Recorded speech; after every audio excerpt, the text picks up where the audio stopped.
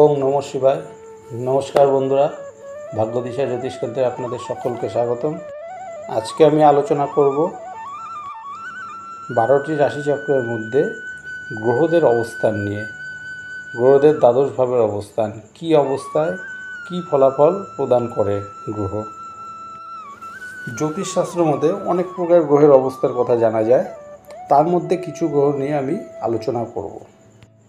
তো চলুন শুরু করা যাক আজকের বিষয়।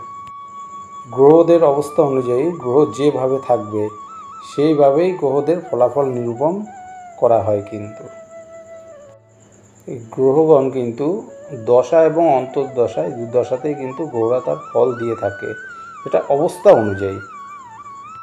তার আগে আমি বলে দিই যে গ্রহগুলি কী রাশিচক্রের উপর কী অবস্থায় থাকে।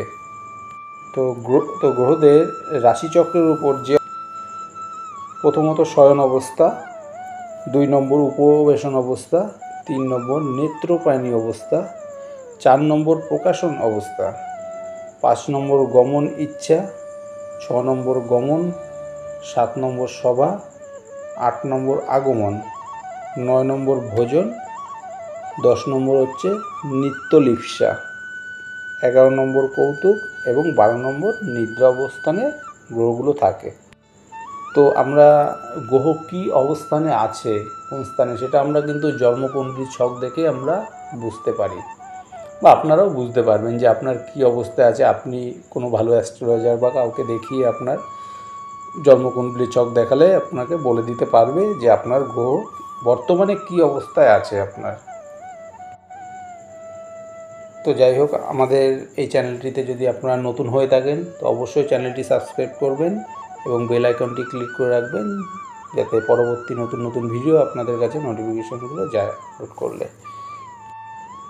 তো আজকে এক ভিডিওতে প্রত্যেকটা গ্রহ নিয়ে আমি আলোচনা করতে পারবো না, যেহেতু অনেক লেন্দি হয়ে যাবে। তো আজকে আমি শুধু মঙ্গলের দ্বাদশ অবস্থা নিয়ে আজকে বিচার করব এই ভিডিওতে। 12টি রাশির উপর কী অবস্থা থাকতে পারে। তো 1 নম্বর অবস্থা হচ্ছে শয়ন অবস্থায় মঙ্গল। যদি জাতক বা জাতিকার রাশিচক্রে শয়ন অবস্থায় মঙ্গল থাকে, সেক্ষেত্রে জাতক বা জাতিকার ধনসম্পদ বৃদ্ধি পায়, প্রচুর ধনসম্পত্তির আগমন ঘটে। 2 নম্বর, যদি উপবেশন অবস্থায় মঙ্গলের জাতক জাতিকার গ্রহ অবস্থান থাকে, সেক্ষেত্রে জাতকের বিভিন্ন রোগের সৃষ্টি হয়, বিভিন্ন রোগের সূত্রপাত দেখা যায়। 7ম ভাবে একই রকম মঙ্গল জাতকের যদি স্ত্রীহানি ক্ষেত্রে, যদি জাতক বা জাতিকা রাহুর জন্য প্রীত হয়, তবে কিন্তু জাতক জাতিকা নিরন্তর রোগে ভোগে, শিরার ব্যথায়, বিভিন্ন ধরনের বাতজনিত ব্যথায় কিন্তু জাতক জাতিকা ভুগতে পারে সেই সময়টায়। 3 নম্বর আসছি, 3 নম্বর নেত্রপানি অবস্থায়। যদি জাতক বা জাতিকার নেত্রপানি অবস্থায় মঙ্গল অবস্থান করে, সেক্ষেত্রে লগ্নেতে শুভ ফল দেয় না, জাতক দরিদ্র হয়, জাতক বা জাতিকা দরিদ্র শ্রেণীর স্বভাবের হয়। লগ্নেতে মঙ্গল জাতককে জল ভয়, আগুনের ভয়, সাপের দংশন, অঙ্গহানি, দাঁতের সমস্যা, এই ধরনের সমস্যায় ভোগে। 4 নম্বর আসছি প্রকাশন অবস্থায়।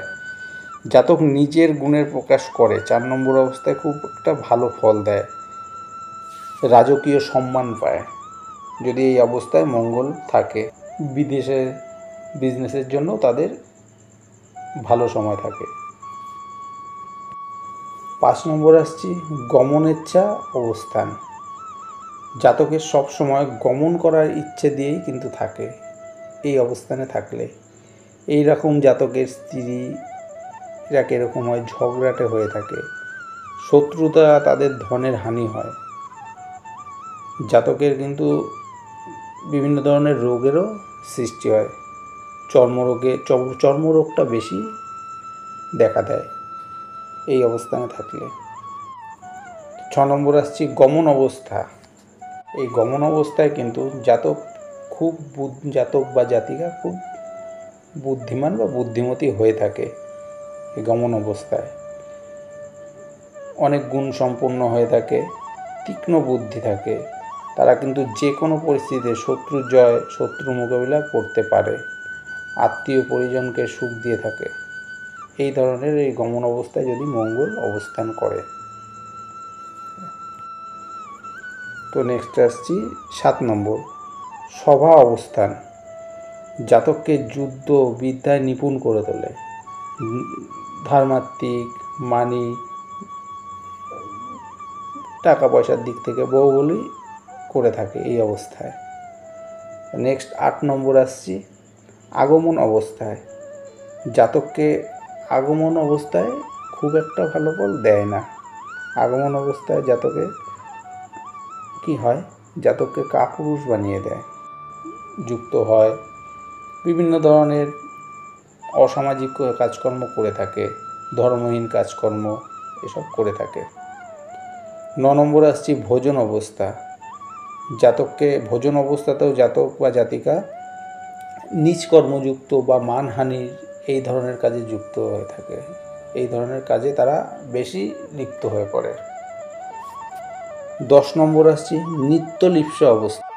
নিত্যলিপ্সা অবস্থায় জাতক বা জাতিকার হঠাৎ ধনপ্রাপ্তি হয়, ধনের প্রাপ্তি তার ঘটবেই, পরগৃহে বিশাল ধন সম্পত্তি পূর্ণ হয়, বিভিন্ন দিক থেকে টাকা পয়সা ধন সম্পত্তির আগমন হয়। 11 নম্বর কৌতুক অবস্থান। এই কৌতুক অবস্থায় কৌতুকপ্রিয় হয়ে থাকে জাতক বা জাতিকা। যদি মঙ্গল তুষ্ট হয় তাহলে কিন্তু জাতক বা জাতিকা রাজদরবারের পণ্ডিত, গুণী, সম্মানীয় ব্যক্তির সম্মান পেয়ে থাকে, বা তারা সম্মান পায়, গুণী মানুষ, গুণী ব্যক্তি হয়। 10 নম্বর নেক্সট আসছি নিদ্রা অবস্থান। এই অবস্থানে জাতক ধনহীন হয়ে পড়ে, টাকা পয়সা সমস্ত দিক থেকে কিন্তু খারাপ পরিস্থিতি থাকে, এবং ধর্মহীন, বুদ্ধিহীন, জ্ঞানহীন, রোগ এইসব জিনিসে ভোগান্তি ভুগতে থাকে জাতক বা জাতিকা, এবং ধূর্ত হয়ে থাকে। তো নমস্কার, সকলকে ধন্যবাদ। আজকে আমি এই মঙ্গলের অবস্থান নিয়ে আলোচনা করলাম। নেক্সট ভিডিওতে আমি অন্যান্য গ্রহ নিয়েও আলোচনা করব। আপনারা সঙ্গে থাকবেন, আমার পাশে থাকবেন।